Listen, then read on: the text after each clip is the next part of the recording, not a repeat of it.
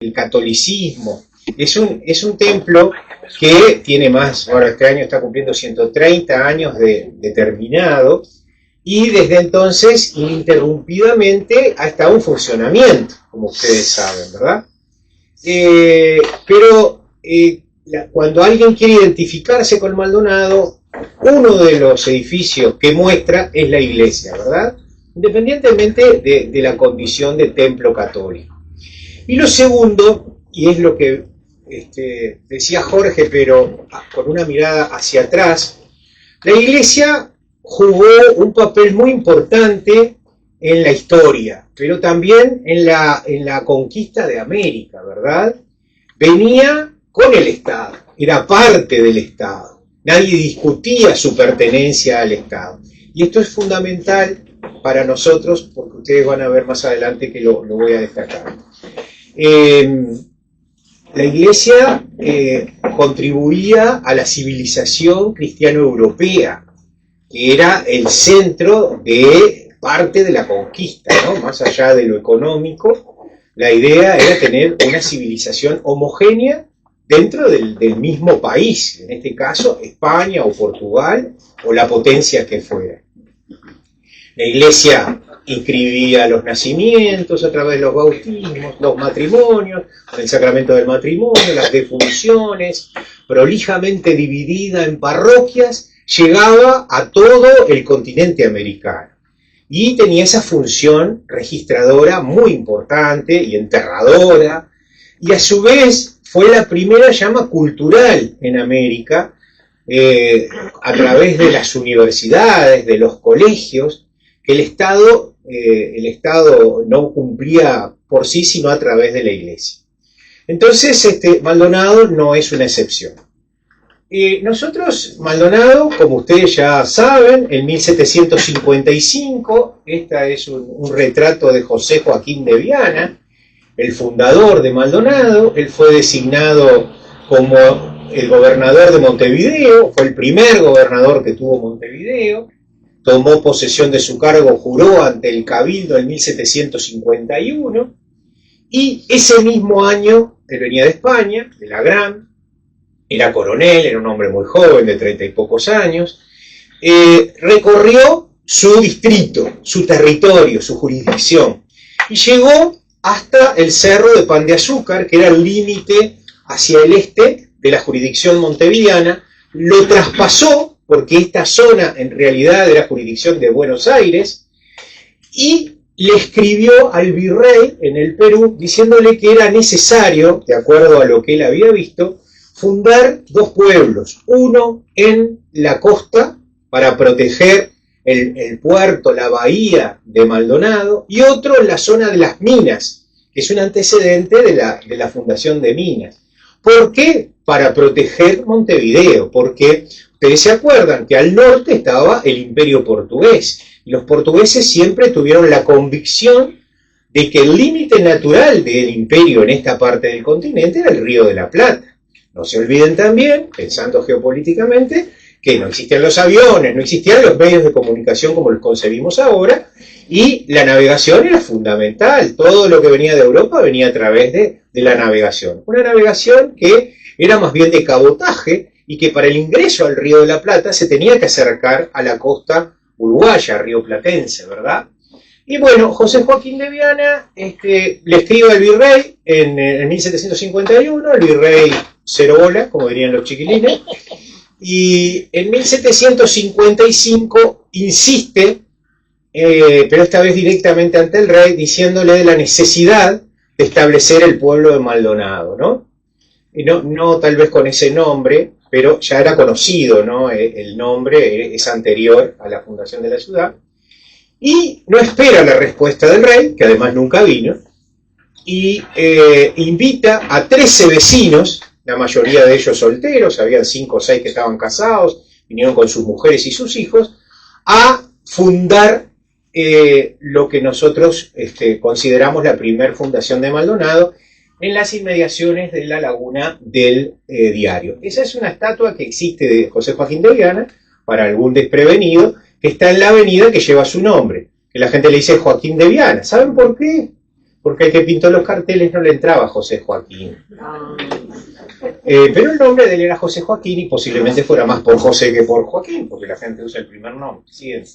Y en las inmediaciones de la laguna del Diario, y ahí tenemos una toma antigua, hagan omisión de los árboles, siguiente. Existe una zona que se llama Rincón del Diario, que está de espaldas a Punta Ballena, viniendo desde Montevideo, ¿verdad? Antes de Pinares, que es una zona muy fértil. Es una zona con muy buena tierra, con muy buen regadío por las cañadas que hay, y ahí los estableció, y él no tenía facultades para fundar pueblos. Dentro de sus atribuciones, no podía fundar pueblos. Ella viene hipoteca, le van a tener que conseguir una silla. Me parece. Ya le consiguieron. Bueno, él no tenía facultades para fundar pueblos, estaba excedido de sus facultades, sus potestades.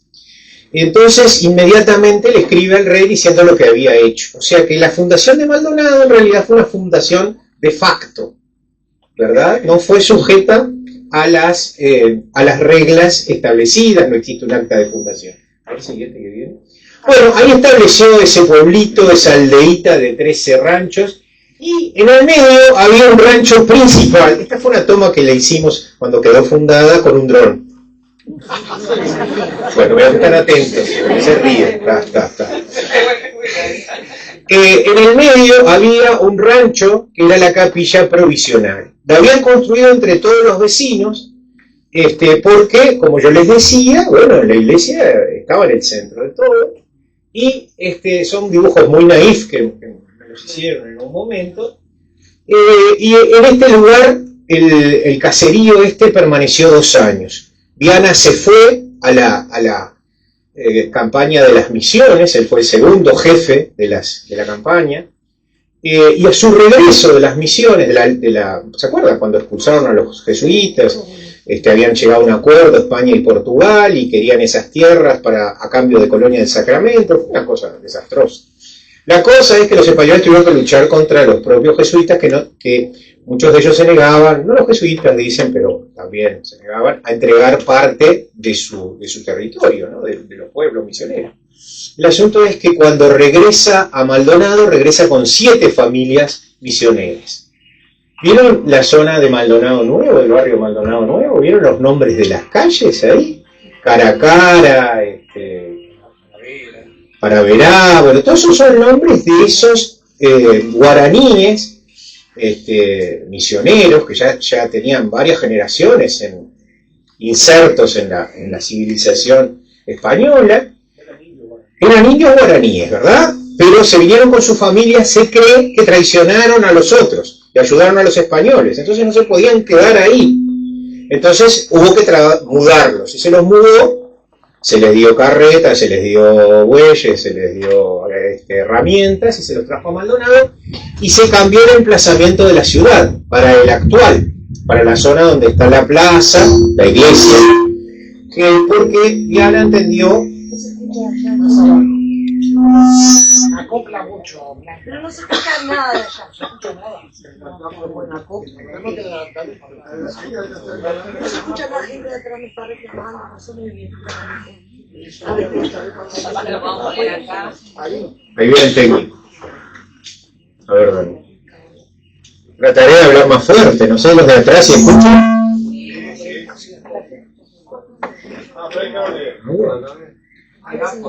Al micrófono. Vamos a acercar un poquito más.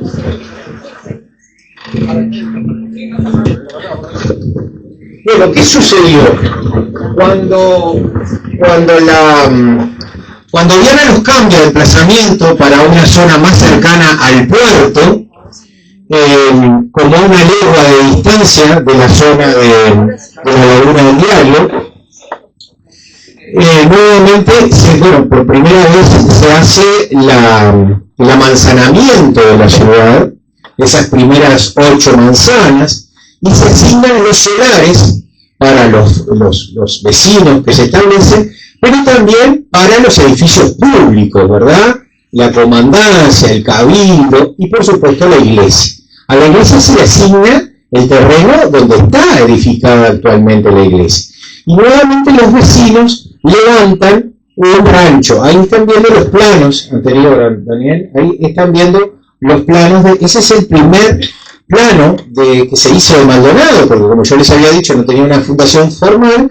Cuando la ciudad pide cabildo, en 1783, desde Buenos Aires le dicen, pero acá no hay ningún antecedente, mándenos el plano, mándenos los antecedentes, y se levanta este primer plan, para tratar de justificar la presencia de vecinos, la existencia de la ciudad, ¿verdad? Bueno, y otra vez los vecinos levantan un rancho, que acá tenemos un dibujo, porque tampoco se conservan, por supuesto que no hay fotografías, pero tampoco ninguna pintura, que era la iglesia que se arruinaba con mucha frecuencia, porque no dejaba de ser un rancho, tenía el techo de teja, que se mandó a pedir a Montevideo, pero cada poco tiempo se estropeaba, habían quejas del cabildo al cura, que por qué no la mantenía mejor, el cura decía que él ponía plata de él, pero que no daban con la plata de los vecinos. Tenían los mismos problemas que deben tener ahora, seguramente. ¿Qué pasa? Si conexión verdadera todo. Llega Rafael Pérez del Puerto, que fue, en principio, era un funcionario de la corona que vino a trabajar en las obras reales. Era muy eficiente, muy diligente, al tiempo lo designan como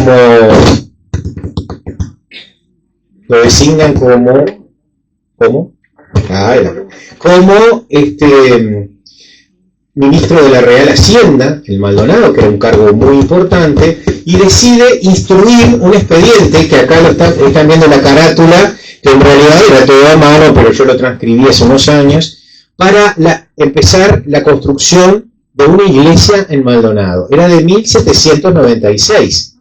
¿Pero qué tuvo que hacer?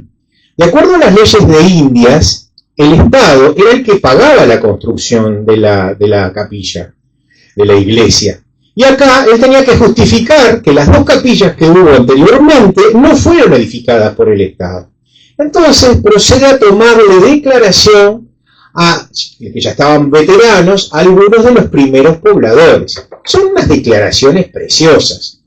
Los interroga respecto de dónde se establecieron, en qué año vinieron, quién levantó la capilla, quién la pagó, y las distintas capillas, y, por ejemplo, de ahí surge, y es la explicación, de por qué la Laguna del Diario se llama Laguna del Diario, porque era donde estaba la caballada del uso diario, de los ganados, de la caballada del rey, ¿verdad?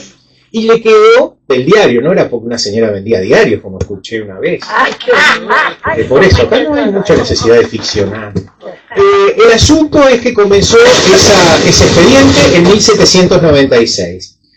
Eso es lo que esos planos figuran en ese expediente que está en el archivo de Indias y que no tienen nada que ver con la construcción actual. Puede ser que sean otros planos o que definitivamente se alejó el constructor de los planos, ¿verdad?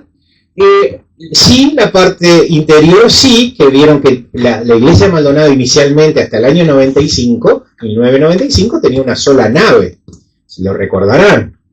En realidad lo que habían eran aleros exteriores, que el padre Domingo en 1945 los cerró, y el padre Casaña abrió, hasta Juanche, está Sierra por ahí, se acordarán de todo eso. Abrió, está Tamari también, abrió y como que unió, agregó dos galerías más, dos naves más, que en realidad no pueden ponerse sillas ni asientos porque no se ve, no estaba previsto para eso. Bueno, el asunto es que en el año 1800 el Cabildo manda a José de Mármol o Juan de Mármol, no me acuerdo ahora, a comprar esclavos en territorios de Portugal para emplearlos en la construcción de la iglesia. En el año 1801 comienza la construcción de la iglesia. ¿Y qué? Ustedes dirán, bueno, bárbaro, pero ¿dónde la hicieron? La hicieron donde está. O sea que había que desmantelar el rancho precario y no tuvieron mejor idea que llevar la capilla provisoria de la ciudad al cuartel de dragones, que para entonces ya estaba terminado. Dispusieron de 2 cuadras, o sea, de 2 dormitorios de los soldados, abrieron una puerta hacia lo que hoy es la calle Rafael Pérez del Puerto, eso que está mostrando Daniel, y ahí comenzaron a celebrar, le cambiaron la fachada, y ahí comenzaron a celebrar la misa. En ese lugar la iglesia estuvo de 1801 a 1830, o sea que de provisional no tenía nada. Voy a la uruguaya, ¿viste? Que decimos otro va a ser provisorio y queda para toda la vida. Mientras tanto, la iglesia comenzó su construcción. Se avanzó rápidamente, la Real Hacienda de Buenos Aires mandó 6.000 pesos, la obra iba espléndida, además el Cabildo fijó un impuesto que se llamaba cuartillo a los cueros vacunos que se vendían en la jurisdicción y cuyo importe iba para justamente la construcción de las iglesias de Maldonado y de San Carlos. También después se grabó la matanza de lobos, que era que desde la época colonial se explotaron la faena de lobos en Isla de Lobos, que era muy lucrativa además. Bueno, sí, pero esto era el impuesto era sobre los lobos, sí. Bueno, ¿y qué pasó? Llegaron a mandar 2.000 pesos más, la iglesia avanzó hasta la altura de las paredes, y cuando empezaron a arrancar los arranques de la cúpula, se producen las invasiones inglesas, 1806. Los ingleses el 29 de octubre de 1806 invaden la ciudad, luego de haber sido expulsados de Buenos Aires, se quedan en la entrada del Río de la Plata a la espera de los contingentes británicos que venían en refuerzo para permitir que fuera tomado Buenos Aires y Montevideo. Bueno, después sucedió lo que sucedió, pero la cosa es que entre el 29 de octubre de 1806 y el 13 de enero de 1806 permanecieron en Maldonado. Maldonado cometió tal vez la torpeza de defenderse. Si bien no habían muchas milicias, los milicianos eran los propios vecinos, los emboscaron a los ingleses, que los ingleses vieron que nosotros siempre nos jactábamos del corredor fortificado que tenemos en la bahía, las baterías. Los ingleses bajaron en la zona de Piedra del Chileno, antes de Piedra del Chileno, donde no alcanzaba el fuego de los cañones. Bajaron por ahí a la altura de la parada 31 y atravesaron por donde hoy es Pinares y el barrio Iporá y penetraron a la ciudad. Ahí había un gran monte de espina de cruz y ahí los esperaron, los emboscaron los fernandinos y bueno, los ingleses entendieron que eso no se hacía. ¿Se acuerdan que se ponían uno enfrente al otro, disparaba uno, después disparaba al otro? Era una cosa absurda, yo no me hubiera servido para esas cosas. Yo también me hubiera escondido. Bueno, el asunto fue que durante 3 días saquearon la ciudad, la mayoría de la gente huyó hacia San Carlos o a los campos cercanos, se estableció el campamento de los patriotas, no sé cómo decirlo, en las zonas de Pan de Azúcar. Rafael Pérez del Puerto huyó con los caudales, salvó los caudales. El único que se quedó fue el cura, que ahí está Alejandrina por ahí, que es descendiente de Alberti. El cura Alberti que defendió a la población. Bueno, hay muchas historias muy lindas, pero no es esta la historia. El asunto es que, descendiente de Alberti, sí, porque Alberti era medio picarón. El tema era que la iglesia ahí se robaron las herramientas, las tablas había que alimentar toda esa tropa, todo eso se quemaban las puertas, las ventanas, ¿cómo es lo de las puertas? Los marcos, todo se quemaba para darle de comer a esta gente, salían a buscar a todas las granjas, gallinas, lo que agarraran. Entonces, ¿qué hacían los patriotas, por decirlo de alguna forma? Arreaban el ganado hacia afuera para desabastecerlos. Pusieron a todos los hombres presos en el cuartel. Maldonado fue una de las ciudades que más sufrió el avasallo de los ingleses. Y se robaron todo lo que había. En el detalle habrían 300 fanegas de cal en la iglesia, tablas, herramientas, los andamios, todo eso desapareció. Y después viene la lucha por la revolución de 1810, patriota. Durante todo ese tiempo no se pudo avanzar en la construcción de la iglesia. Después vinieron los portugueses, después vinieron los brasileños. Después vino la independencia, después vino la guerra grande. Bueno, durante todo ese tiempo, los dineros que se juntaban para la iglesia eran distraídos para la guerra. Se seguía juntando el impuesto, pero no se destinaba a la iglesia. Hasta que en 1883, bueno, ahí vemos también del cuartel de dragones, son vistas, ¿no? De lo que era antes, ¿no? Antes del 70. Hasta que en 1883 comienzan las obras de construcción de la iglesia a cargo del cura Pedro Podestá, que le dio mucho impulso, y como ya estaba la mayoría de la construcción hecha, no pudieron cambiar los planos. Los planos se creen que fueron elaborados por un portugués al servicio de España, un ingeniero portugués, Custodio de Sá Custodio de Sá, bueno, ahora no me sale. Custodio, Mario, ¿estás por ahí? Sí. ¿Cómo era? Custodio de Sá y Farías. Y Farías, que fue gobernador de Florianópolis.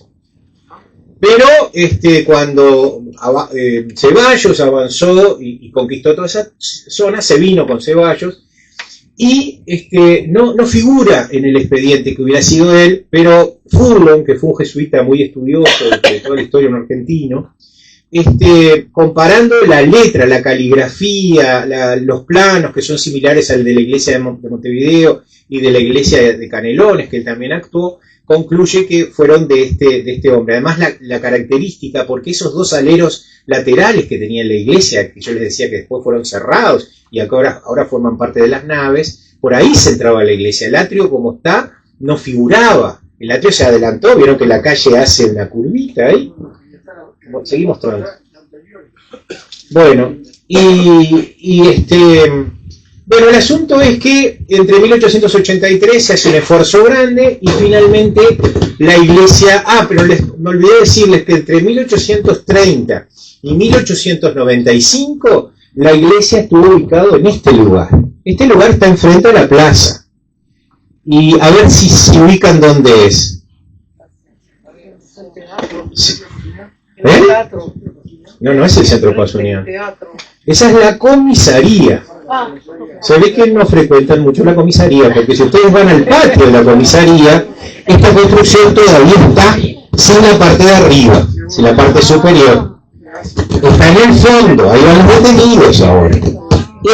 Esa construcción se había comenzado por el alcalde Francisco Aguilar en 1830 para escuela lancasteriana.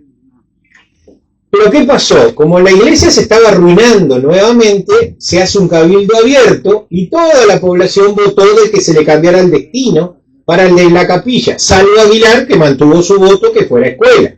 Se entendía que era más importante el culto que la educación en ese entonces. Y bueno, ahí funcionó la iglesia, y lo que estamos viendo son dibujos de 1874 de Valerini, un argentino que anduvo por la zona, que dejó algunas imágenes del interior de la iglesia vieja, como le decía. Mientras tanto se construía la otra, que la otra se consagró y se entregó a la población justamente en 1895. ¿Por qué digo justamente? Porque este año se están cumpliendo los 130 años. Y como yo les decía al principio, la exposición que se organizó en el Masoni era en homenaje a esos 130 años de la entrega de las autoridades civiles a las autoridades religiosas del templo, porque seguía unida la iglesia y el Estado. Entonces el Estado, a través de sus representantes, que la mayoría eran masones, les daría bastante chucho entregárselas, pero bueno, se la entregaron al padre Podestá, al obispo Soler, que fue el primer arzobispo de Montevideo. Acá vemos cómo avanzó en obra. Y es una iglesia monumental. Yo no tengo tiempo ahora para entrar en el interior, porque si no le saco mucho tiempo a Daniel, pero por lo menos tenemos una aproximación a la historia de la iglesia. Después que terminemos, les voy a empezar a preguntar a ver si estuvieron atentos. Muchas gracias.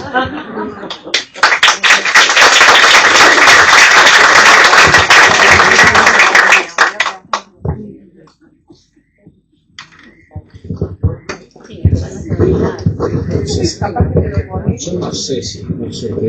Al moverse se escucha ruido. Si lo tienes en la mano, hace ruido. Sí. Ahí queda mejor. Ahí está. Sí, casi cierto. Casi cierto, por esa razón y porque como no soy abogado, soy profesor, siempre di clase para el bien. Sí.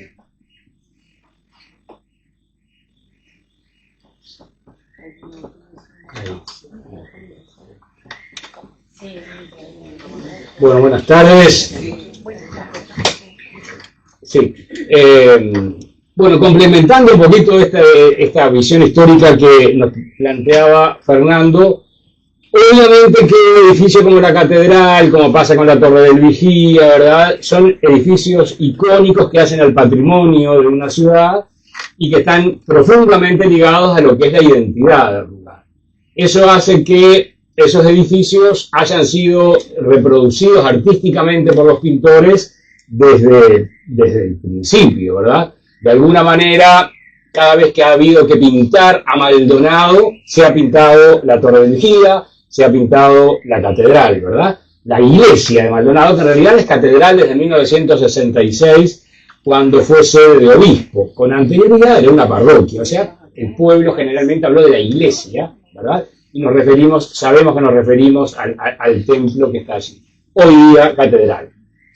Esas representaciones artísticas, pictóricas, en realidad comienzan en nuestro caso en la segunda mitad del siglo XIX. Ya tenemos uno de los primeros dibujos que de alguna manera hace referencia a una etapa de la que habló Fernando recién, que es la etapa cuando la iglesia estuvo en construcción. En realidad, todo el siglo XIX estuvo en construcción, ¿verdad? Decía Fernando recién que en 1801 se traslada el culto al cuartel de dragones, en la década del 30 pasa al edificio ahí de la actual comisaría, y recién en 1895 se consagra el templo actual. De hecho, estas charlas surgieron en recuerdo de los 130 años, que corresponden a este año 25, de que la iglesia está funcionando en su local actual, ¿verdad? Este dibujo de 1874, en ese año un pintor argentino, Augusto Valerini, pasó un tiempito, Valerini era un joven, en aquel momento era un jovencísimo pintor argentino, estaba emparentado con una familia que estaba viviendo en Maldonado, gente de origen italiano, los Porro. Él está en el año 1873, está un tiempo en Montevideo, y en el 74 está un buen tiempo en Maldonado. A Valerini le debemos mucho porque en una época en que la fotografía sí, claro que ya existía, pero Maldonado no era de los pueblos más adelantados del país, no habían llegado todavía fotógrafos, recién en la década del 80 se va se va a establecer un fotógrafo en el departamento y va a ser en San Carlos, pero además la fotografía de esa época no atendía paisajes, ni lugares, ni edificios, eran más bien retratos, ¿verdad?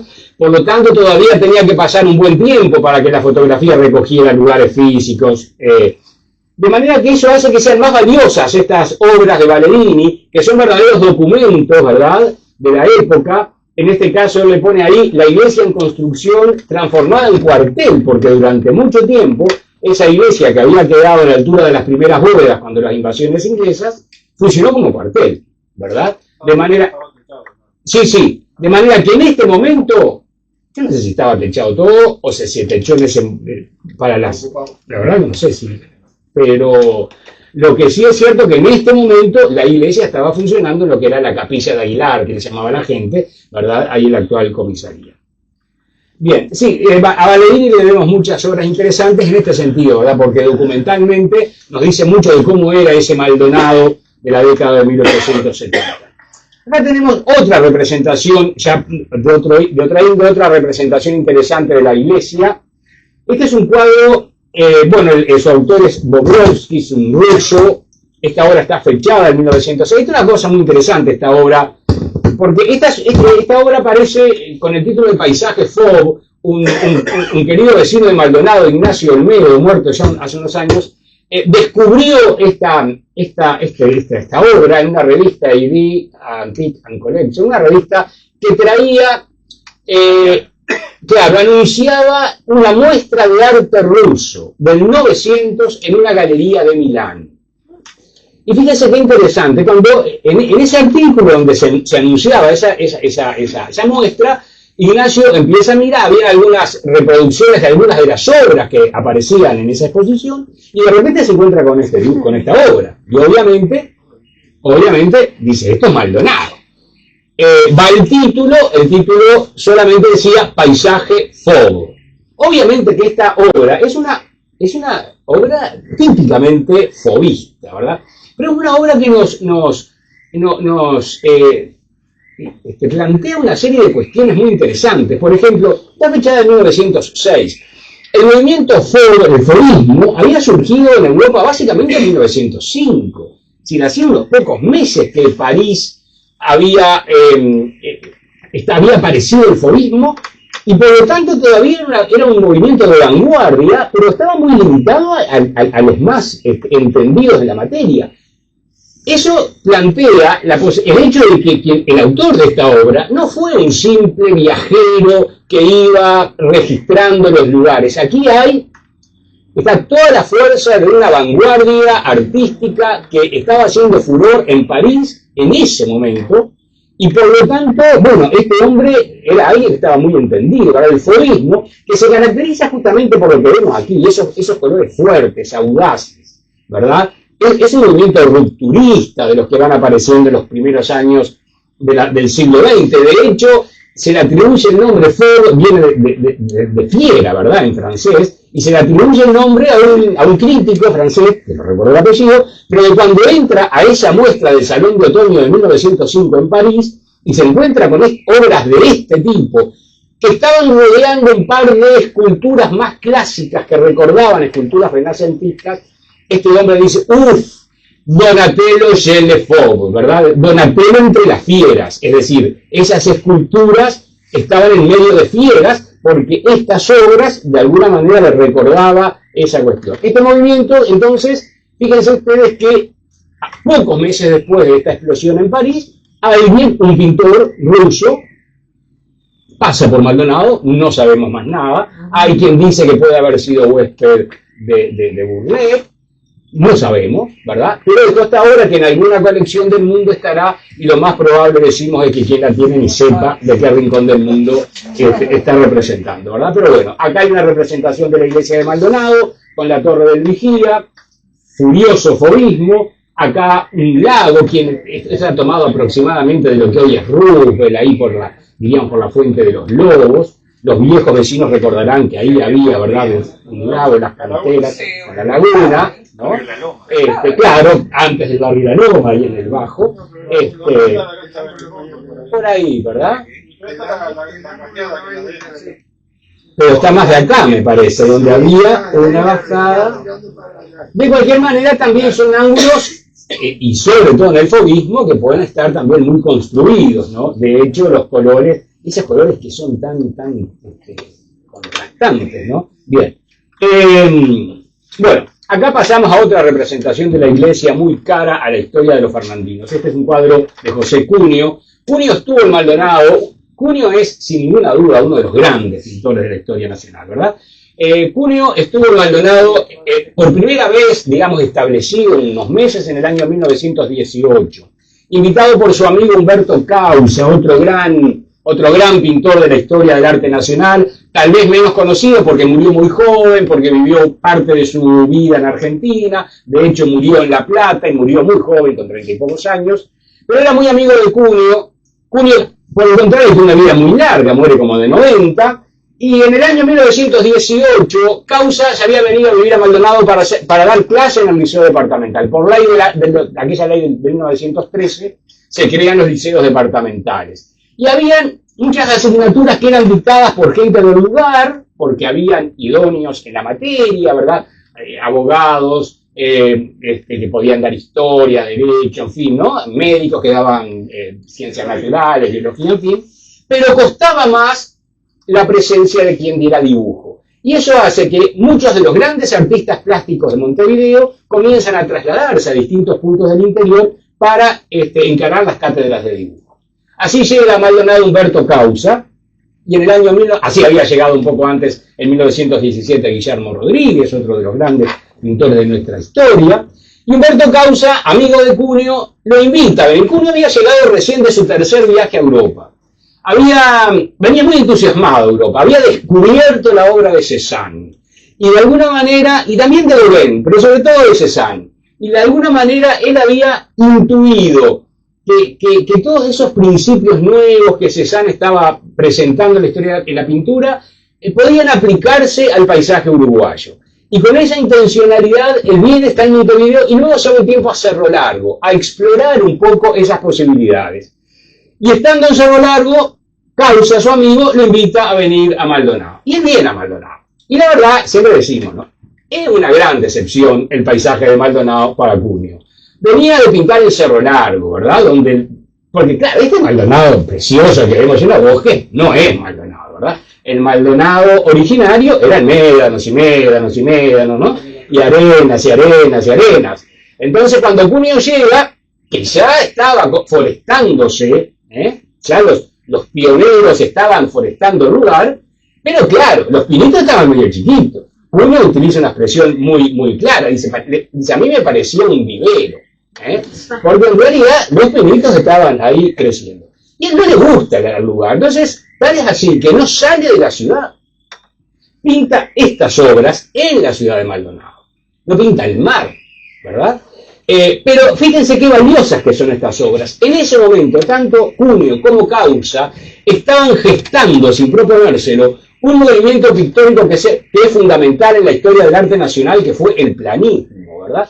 El planismo es una de las corrientes pictóricas que caracteriza fundamentalmente al arte uruguayo, de la década sobre todo de los 20, del 20 al 30 en su furor, con algunos pintores que lo estiran hasta durante más tiempo, pero fíjense estos ensayos, porque son obras que, más allá de la reproducción del paisaje, que no era lo primero, hay aquí una experimentación pictórica, ¿verdad? Donde el autor está explorando posibilidades y entonces va pintando en grandes planos también, como ustedes ven, que son facetados, ¿verdad? Donde no desaparecen, por supuesto, el claro oscuro, ¿verdad?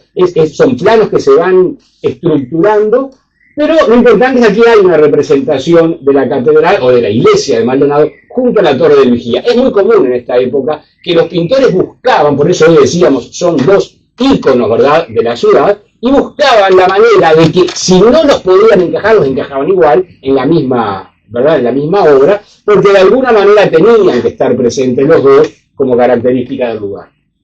Bien, Cunio, bueno, porque no interesaba, claro, no interesa, ahí está el tema, ¿no? Que yo creo que es fundamental el tema de la reproducción por el arte. Cuando la gente dice, pero no se parece, bueno, menos mal que no se parezca, porque en realidad, si no tenemos la fotografía para que se parezca, ¿no? Digo, en el caso del arte se parece, está el tema de que se parezca, pero también está todo lo otro. En el caso de Cunio, en este caso, además, hay una fuerte intencionalidad de investigación, ¿no? Él está buscando, está investigando. De hecho, junto con Causa, y les digo, invitamos, recuerden que en el Museo de Masón tenemos una obrita de Causa que es una joyita de ese mismo año, 1918, donde están muy claramente expresados esos planos que se empiezan a gestar. Durante la década del 20, van a ser, de hecho, por ejemplo, acá tenemos Petrona Viera. Petrona Viera, también conocida pintora uruguaya, que también adhirió al movimiento planista, pero digamos lo estiró en el tiempo. De hecho, Petrona Viera fue discípula de Guillermo Laborde y tomó de este pintor toda esta fuerza planista, y de hecho la lleva como hasta el 40. Laborde muere en el 40 y era su maestro, y Petrona Viera pintaba mucho con esa concepción planista. Viene mucho a Maldonado, es amiga de Mazzoni, y siempre pintaba básicamente las vistas de Maldonado, o la iglesia o la torre o ambas. Pero pintó también el mar. Petrona Viera hizo unas experimentaciones planistas muy interesantes, con grandes planos facetados, ¿verdad?, con una carga matérica muy fuerte.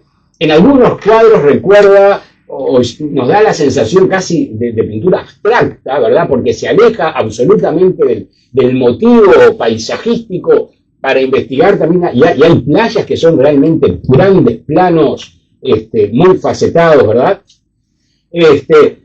De hecho, cuando muere Laborde, que fue su maestro, ella se hace alumna, empieza a tomar clases con Guillermo Rodríguez, muy vinculado también a Maldonado, muy amigo de Mazzoni, y que por esos años Guillermo Rodríguez estaba muy involucrado en el tema del grabado. Eso explica que Petrona, cuando se hace alumna de Guillermo Rodríguez, va a encarar mucho el tema del grabado, y eso explica, por ejemplo, que en el Museo Mazzoni hay una gran cantidad de obras que son grabados, ¿verdad? Hay un óleo que está ahí, que hay que restaurarlo, que es un óleo de la vieja casona, del viejo patio del Mazzoni, ¿verdad?, de la casa, pero además la inmensa mayoría de las obras son grabados. Grabados, década del 40, década del 50, son épocas en las que el grabado se constituye en una técnica muy importante en la historia del arte nacional, también en Europa, pero digo, acá es muy fuerte. Adolfo Pastor, fíjense ustedes, ¿no?, cómo se busca la presencia de los dos edificios, la torre y la iglesia, ¿no?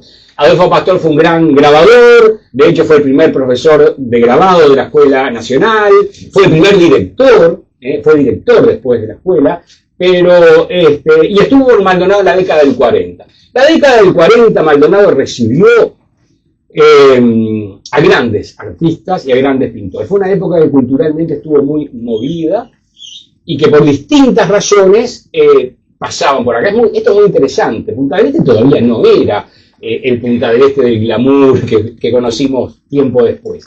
De hecho, el gran centro estaba en la ciudad de San Fernando de Maldonado. Y toda esta gente pintó Maldonado. Y muy colateralmente pintaron, por ejemplo, Punta del Este. Si de repente pintaban más la zona de Punta Ballena, que ya desde mucho antes era un lugar de paseo, destino de visitas, ¿verdad? Muy apreciado. Bueno, este es entonces Adolfo Pastor, creo que es 1943, hay algunas obras, esta está en el Museo Mazzoni. Este dibujo lo hemos puesto, es un croquis del arquitecto Miguel Ángel Odriozola. Odriozola ustedes lo conocerán tal vez por la gran restauración del barrio histórico de Colonia. Pero Odriozola es un arquitecto... Por Arcobaleno. Bueno, ahí está, porque Odriozola... No. Sí, está bien. Son distintos. Son distintos. Odriozola, el arquitecto Odriozola... El arquitecto Odriozola, no. El arquitecto Odriozola acá no hay obras, o por lo menos que yo sepa, no es lo de Jones Odriozola. Puede ser, claro. El arquitecto Odriozola, uno lo asocia fundamentalmente con Colonia, ¿verdad? Su hijo también es arquitecto. Bueno, fíjate que este hombre murió, esto es del año 44. Él anda por acá. Lo que sí él era un genial croquisero, diríamos yo, ¿no? Él era de las personas que iba siempre con su libreta, ¿no? Y bueno, iba recogiendo lugares con esa espontaneidad impresionante, y fue recogiendo. Yo, bueno, por supuesto que es la catedral, es la iglesia de Maldonado, pero además lo he agregado a propósito porque el libro de Mazzoni, que ustedes tal vez conocen, el libro que se llama Senda y Retorno de Maldonado, es un libro que Mazzoni escribió en la década del 40 y que recoge, reproduce varias pinturas y grabados. Al principio del libro justamente hace referencia a este grabado. Lo reproduce, este cuadro, este dibujo, este croquis, de este hombre que se ve que en la misma paseo que hizo por estos lados en el mismo momento, también hizo dos de la iglesia de San Carlos, ¿verdad? Luego él va a incursionar también en alguna otra técnica, como en la acuarela, en fin. Pero nos parece interesante. Bueno, acá tenemos también, como se dan cuenta, una tinta de Federico Moller de Berg, un artista que si bien muchas veces de repente lo asociamos más al ámbito de la escultura, ¿verdad?, pero también hizo una serie de obras y sobre todo tintas, dibujos. Era un gran enamorado también del casco antiguo de Maldonado, pero también de la zona de Pinares. Hay bastante obra de él, tanto escultórica como de dibujos y tintas, en el Museo García Uriburu, ¿verdad? En la vieja Escuela 2, ¿no?, del cuartel de Dragón. Bueno, acá tenemos, esto sí es un grabado del año 1949. Esta obra está en el Museo Mazzoni, es de Celia Giacosa.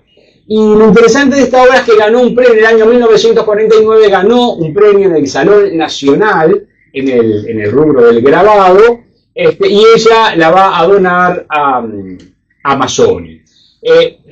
Fíjense ustedes, ¿no? Toda esta gente de gran valor que en esa década del 40 estaba pasando por Maldonado. Yo les hablaba de Cuneo, que había estado en 1918. En la década del 40, Cuneo vuelve a Maldonado. Esta vez sí, ya va a venir más a Punta del Este. Va a venir invitado por un amigo suyo, que era Mesera, Rodolfo Mesera, que lo invita, le insiste que venga, y él viene y encuentra un Punta del Este totalmente distinto al que había conocido en 1918, allí sí con los bosques crecidos, ¿verdad? Con las residencias, las casas, los chalés, los techitos rojos, que a él ya le llama la atención, ahí metidos entre los árboles, ¿verdad? Y ahí va a pintar nuevamente, ahí sí va a pintar el paisaje más natural o de la naturaleza, en lo que se conoce como el nombre de serie de Punta del Este, ¿verdad? Paisajes de Punta del Este, ya que la expone en Montevideo en el año 49. A partir de ahí Cuneo va a estar muy vinculado con Maldonado y va a visitar en muchísimas ocasiones esta casa, ¿verdad?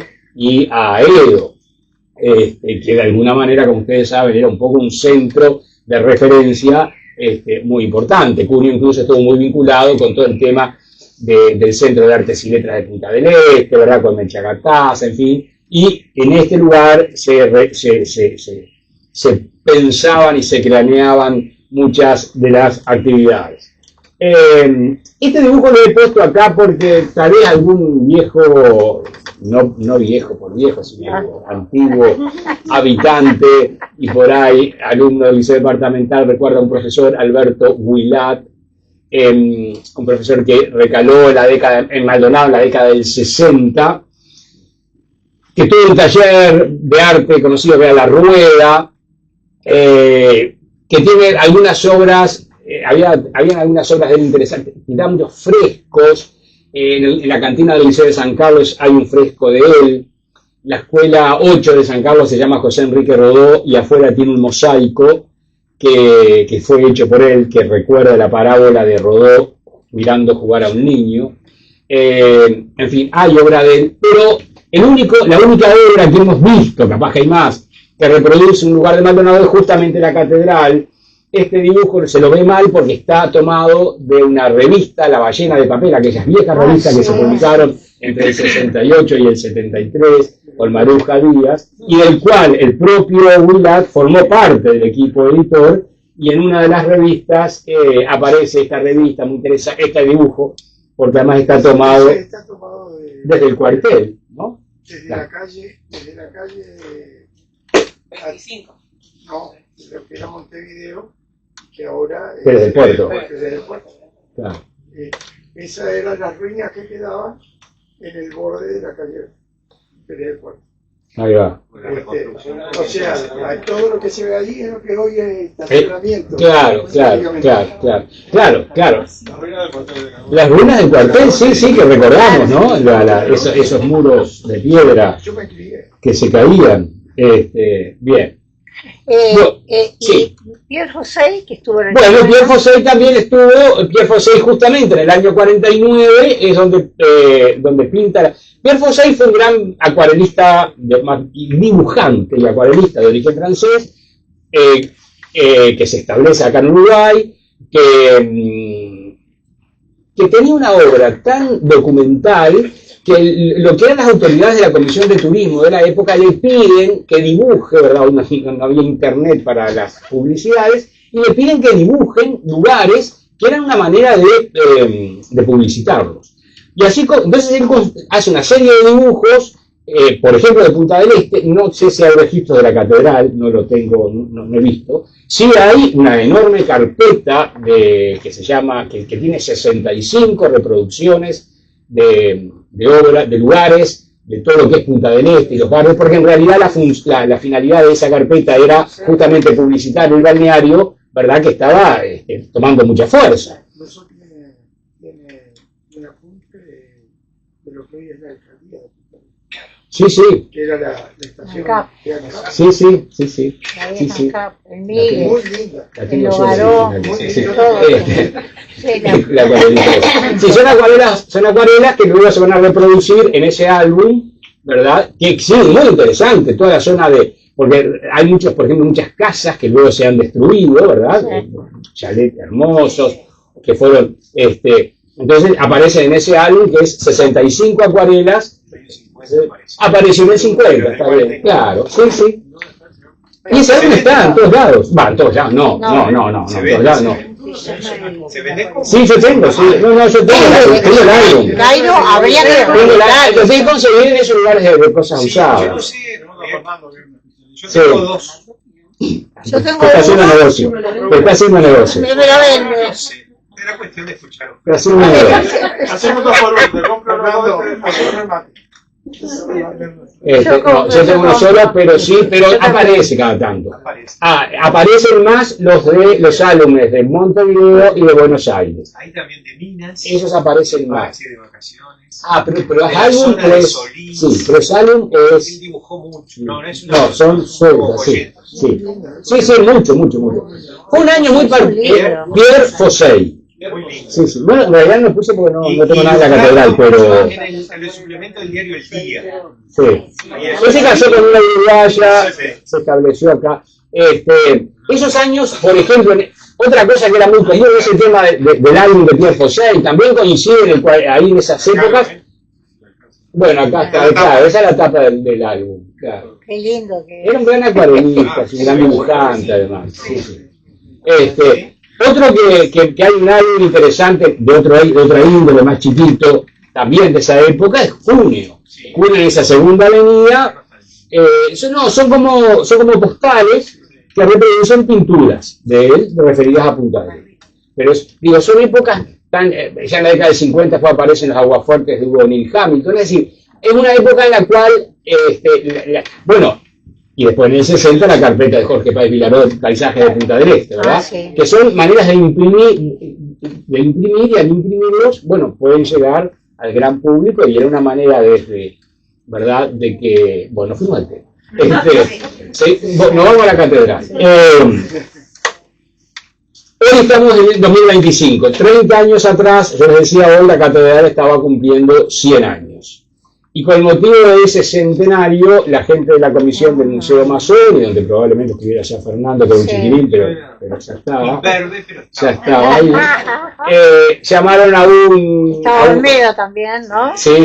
Claro. Sí. Llamaron a un gran, a un salón, para hacer un salón, el tema era justamente la catedral, y un llamado a pintores de la zona fundamentalmente, pero invitados lo que fuere, para participar de ese salón.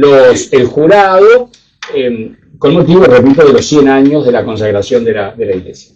El jurado estaba integrado por Miguel Bategasore, que murió hace muy poquito, ¿verdad? Radicado acá en todos sus últimos años. El propio Ignacio Olmedo, vinculado también al tema del arte, que además formaba parte de la comisión del Masoni, y Edgardo Ribeiro, un gran pintor, hijo de la escuela de Torres García, discípulo de Torres García, hijo de Artigas, sí.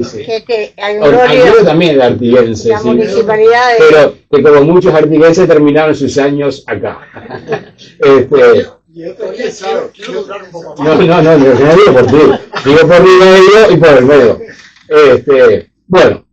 Esos tres grandes representantes de la cuestión del arte eran el jurado. Se presentaron una enorme cantidad de autores.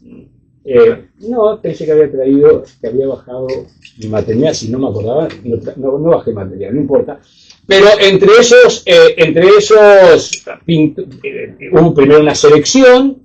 Con todas las obras seleccionadas se hizo una muestra, por supuesto, en el Museo Masoni, pero además se premiaban obras. El primer premio correspondió a esta obra, que es de José Trujillo, y que además tiene el nombre, porque él la titula detrás, y es Maldonado 8 AM. O sea que es el Maldonado a las 8 de la mañana. Este Maldonado, que en esa época, Trujillo, esta obra debe ser del 95 sin duda, ya desde el fin de los 80, Trujillo, lo conocen, Trujillo es un pintor que si bien había nacido en Montevideo, se trasladaba con su familia muy chico para acá y claro, desarrolló toda su tarea acá en Maldonado, ¿verdad? Murió muy joven, murió hace ahora un año 2019, claro, era más joven que yo. Y bueno, y tuvo una obra, desarrolló una obra en este momento, creo que todavía está en el Museo Nacional de Artes Visuales. Hay una muestra retrospectiva de Trujillo que si anda por allá la recomendamos porque es muy interesante, porque es una retrospectiva donde va pasando por las diferentes etapas que pasó Trujillo. Lo interesante, Trujillo pasó por diferentes etapas, son series, él se ponía en determinados temas y ese tema lo estudiaba, lo experimentaba y trabajaba sobre ese tema de repente años. Entre las fines de la década de los 80 y hasta mediados de la del 90, él estuvo muy metido con Maldonado, pero con este Maldonado así, despojado, muy metafísico, ¿verdad? Un Maldonado, a uno le recuerda un poco Hopper, pero era un Maldonado con esa carga espaciotemporal fuerte, ¿verdad? Sin despoblado, con largas calles o vías férreas que seguían como hasta el infinito, ¿verdad? Donde toda esa sensación del tiempo. Bueno, esas obras son típicas de ese periodo. Acá ya venía hace algún año trabajando en eso. Y bueno, esta obra fue la que ganó. Que además lo interesante, creo que no es casual la presencia del Cuartel de Dragones, porque está marcando que de hecho hay una evolución, ¿no? De hecho la catedral o la iglesia de Maldonado también estuvo acá, ¿verdad? Bien. Bueno, y terminamos con esta catedral que es de Edgardo Ribeiro, justamente. Edgardo Ribeiro, discípulo de Torres, hermano de otro gran pintor también de la misma escuela que fue el Seu Ribeiro, ¿verdad? Edgardo Ribeiro estuvo vinculado con Maldonado desde su juventud. En la década del 40 ya pintó. Hay un mural que está en la Liga, no, sí, anterior al de, en el municipio. Anterior al de la Liga es el de ANCAP, el de la estación de servicio ANCAP es anterior, década del 40, ¿verdad? Claro. Ahí está. Ya en el 50 están esos murales de la Liga de Fomento, ¿verdad? Pues cuando uno entra al salón principal, donde ahí están, son también obra de él. Luego, durante mucho tiempo va y viene a Maldonado, hasta que durante todo el periodo de la dictadura él va a vivir en Mallorca, y ahí con su hermano va a tener un taller. Luego, cuando él retorna a Maldonado, va y vuelve, durante gran parte del tiempo él pasa nuestros inviernos en Mallorca, y se volvía y pasaba el verano acá. Tenía una casa con Domar ahí por las Delicias. Y cuando en el año 2005 se programó de parte de la comisión que estábamos trabajando, ahí estaba Cairo también, Fernando, con la catedral, con la cúpula de la catedral, que bueno, había un problema de humedad, y había que hacer una reconstrucción grande. Ahí se hizo un remate de obras en lo que era el mantra en aquel momento, no sé lo que es ahora, pero un gran remate de obras donadas, que también lo coordinó toda esta parte con los artistas, Ignacio Olmedo, que también formaba parte de la comisión. Y recordamos que él le pide a una obra a este hombre, a Edgardo Ribeiro, y Edgardo, como se iba para Mallorca, antes de irse, el año anterior, en 2005, el remate era enero de 2006, le entrega esta catedral, que fue curiosamente la última obra que él pintó de manera entera, porque después él se va a Mallorca, allá comienza un par de obras que no alcanza a terminar, se siente mal, adelanta su retorno para Uruguay y efectivamente muere muy poco tiempo después, al principio de 2006. Y esta obrita que la traemos esta es una joyita que hemos descubierto no hace mucho tiempo. Es un pintor, es un gran pintor uruguayo que fue Bruno Widmann. Además muy curioso, porque Bruno Widmann era un pintor obviamente de origen judío, pero que tenía un particular afecto por el Maldonado, por el casco antiguo de Maldonado, ¿no? Él murió, creo que fue en 2017. Este cuadro es del año 68, una época en la cual él está haciendo mucho experimento, ¿verdad? Mucho experimento de paleta, de planos, de espátula, ¿no? Hay mucho experimento. Hay que recordar también que en ese momento lo básico de la iglesia era amarillita, no rosada, ¿no? Pero bueno, sobre eso él maneja mucho el tema de los colores.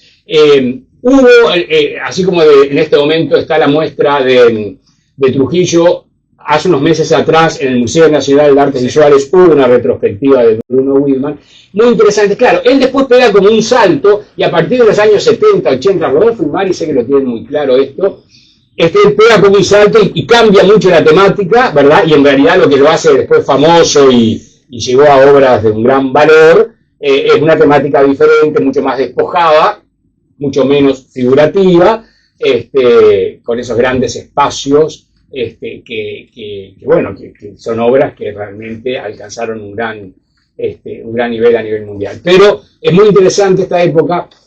Yo creo que fue Rodolfo, y sí que me contactaron con la hija, y la hija quedó contentísima cuando le contábamos de esta obra, porque ella me contaba que ella era niña, y sus padres que venían y tenían una galería, y pintaba él mucho acá, y qué sé yo, que como que uno de los grandes placeres de la pareja, del matrimonio, era ir a la plaza de Maldonado y sentarse en la plaza, dice, por lo cual mirar la iglesia era uno de sus grandes momentos. Así que esa obra que realmente estaba... Pero decirle que no se identificaba como iglesia. ¿Por qué no? ¿Tú le identificas? No se identificaban en el remate. Por eso. Acá sí, acá dice la catedral. Pero en el remate no la... No, porque eso en general los remates muchas veces es la ventaja, que muchas veces no saben lo que rematan y por eso no puede llegar. Bueno, así que en realidad es esto, ¿no? Como la iglesia, al igual que la torre, la habíamos trabajado hace unos meses también con Fernando el tema de la Torre del Vigía, son esos lugares icónicos que de alguna manera cuando uno quiere representar la identidad de un lugar, de alguna manera está. Y esto es interesante también como estos grandes pintores de la historia del arte nacional, que es lo que siempre decimos, han pasado por Maldonado, han pintado Maldonado, y lo han pintado no necesariamente, como decimos, después de este Punta del Este glamoroso, sino cuando era realmente un Maldonado mucho más histórico y pueblerino, ¿no? Así que bueno, muchas gracias por la atención, y si nos quieren preguntar algo, sobre todo al doctor Caire.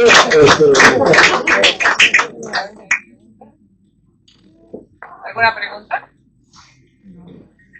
Si no estuviéramos satisfechos con la información. Muchas gracias. Bueno, muy bien, muchas gracias. Muchas Perdón, gracias por la una Sí. Torieli, que estuvo tanto tiempo acá, ¿no pintó?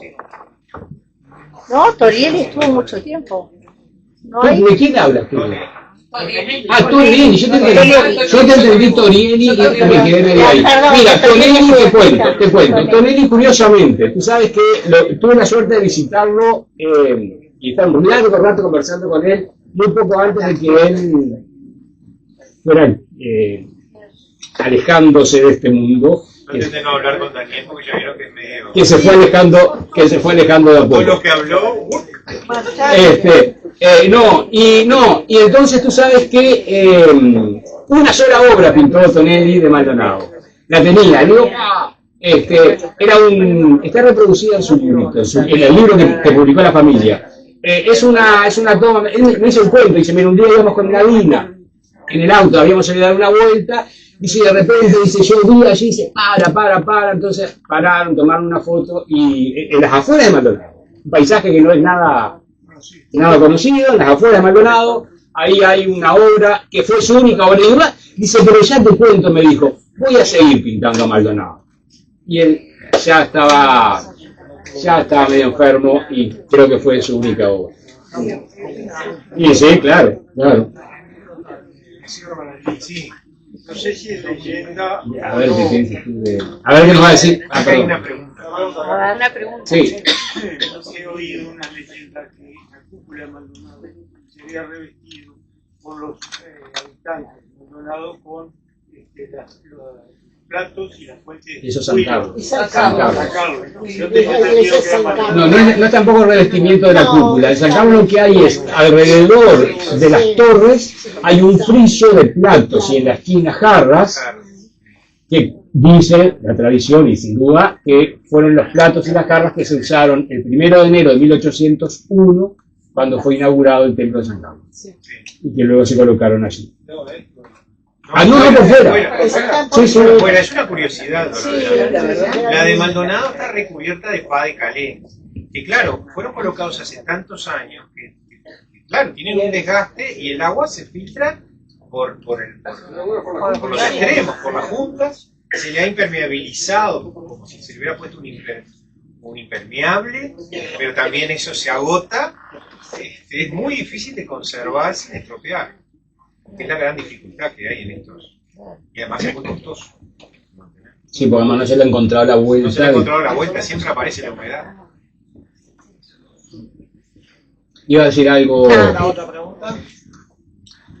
Pintores contemporáneos, digamos, Sí. vivos, Acá tenemos dos, de Alberto Lorenzo, ah, dos cuadros de la Catedral de Maldonado, ah, uno muy naturalista y el otro ya un poco surrealista porque pinta con el pueblo abajo de la catedral. Está muy bueno. Yo te diría, me gustaría nombrar, porque no nombramos, porque no pusimos acá y porque era medio difícil, pero que sí estaban presentes en la muestra, pintores contemporáneos o que han muerto hace poco, pero que pintaron también Maldonado. Hay que recordar, hay que pintaron incluso la catedral.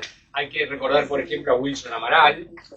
Hay que recordar a Daimán Antunes, otro discípulo de Torres García, que vivió durante algún tiempo acá también, y que también hay una, yo no me acuerdo si no es Mario, Sí. está, ¿verdad? La obra que se puso en el Masón, y Mario. La Daimán Antunes está en el cuartel de Dragones. Ah, en el cuartel de Dragones, está bien, pero yo la confundí, pero es una catedral hermosa. Daimán Antunes es un pintor que de mucho peso, constructivista, de repente no tan conocido en el ámbito de los discípulos de Torres, pero muy interesante. Tengo idea que la pintó junto con Wilson Amaral, la que está en Wilson Amaral, en el Museo Masón, y la que está, es decir, la pintaron simultáneamente, Ah, mira. desde la mismo, casi el mismo enfoque, ¿verdad? Es decir, Wilson Amaral y Daimán. Ahí va. Me lo dijo el hijo de Wilson, Fernando Amaral, que bueno, que es otro de los Y las contemporáneos dos están vivos, en expuestas, este caso así vamos a que hablar de los vivos. Las dos están expuestas, las pueden ver. No, La ahora de sí bajó, Wilson sí. Amaral está en el Museo Masón. Claro, yo Daimán Antunes tenía está en el claro cuartel de Dragones. de verlas las dos y pensé que estaban las dos en la misma. Está bien. La del cuartel de Dragones sigue estando, ahí está esta obra de Daimán Antunes. Daimán pintó algunos lugares, más allá de su cuestión constructiva y de ese constructivismo disociado que él un poco intentó, él pintó algunos lugares de Maldonado muy interesantes. Hay una anécdota muy linda de un pintor que se refirió a Daniel, que fue Guillermo Ciro Rodríguez. Fue profesor de acá y hay cantidad de grabados en el Museo Masón. Resulta que en 1937 se hace la exposición universal en París. En ese momento, las dos ideologías imperantes fueron las que tuvieron los mejores pabellones. El pabellón de la Unión Soviética por un lado y el pabellón alemán por el otro. Y estaban enfrentados.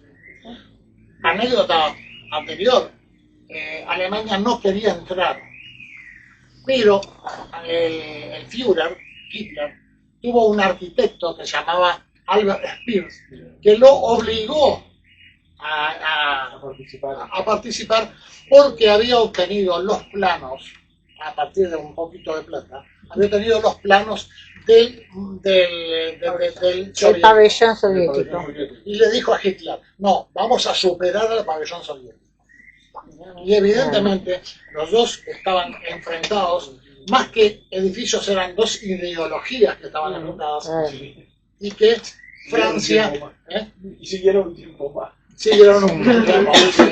No, hay anécdotas, por ejemplo, de que en el pabellón español, se exhibió, por ejemplo, el Picasso, el Guernica de Picasso. Y además se exhibió también una fuente de Calder que se llamaba la fuente de mercurio, que estaba en una cápsula porque el gas del mercurio era muy tóxico. El gas del mercurio. Entonces esas dos referencias eran... Para no alargar. Creí que habías dejado al pobre Guillermo. No, para no alargar la cosa. Ahí vamos, ahí vamos. Francia no se decidió por ninguno de los dos. Diplomáticamente le dio la medalla de oro a los dos. Cuando toda la crítica del momento estaba a favor del pabellón del Tercer Reich, del pabellón alemán. Que arriba del pabellón, por supuesto que tenía esvástica, y en el pabellón soviético estaba el campesino y el obrero, la campesina y el obrero con la voz y el martillo. Evidentemente que eso fue muy conflictivo dentro de la historia de las exposiciones universales, pero ¿qué pasó? El primer premio fue para los dos pabellones Unión Soviética. El segundo premio no se sabe para quién fue todavía, pero el tercero lo ganó Ciro Rodríguez, el pintor uruguayo.